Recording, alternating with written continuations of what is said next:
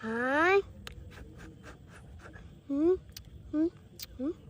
अरे बाबू मुझे मत खाना वरना तुम्हारी मम्मा देख लेगी, तुम्हारा पिछवाड़ा गर्म कर देगी।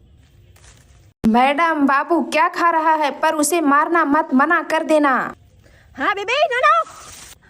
Baby, no no.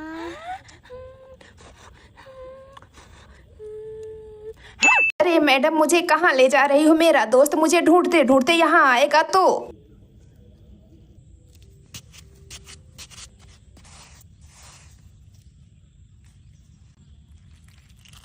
अरे मैडम मुझे नहलाना ही चाहती थी तो ठंडे पानी से नहला देती, पर कोल्ड ड्रिंक से क्यों नहला रही हो?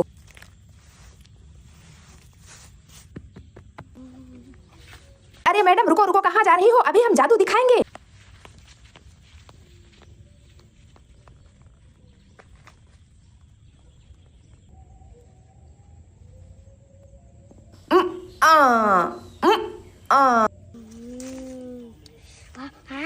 वाह मम्मा मम्मा।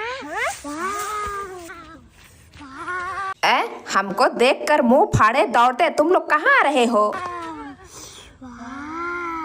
क्या आप सभी को टॉफी खाना पसंद है तो वीडियो को लाइक और चैनल को सब्सक्राइब करके कमेंट में अपने प्रिय टॉफी का नाम बाबू को बता दो।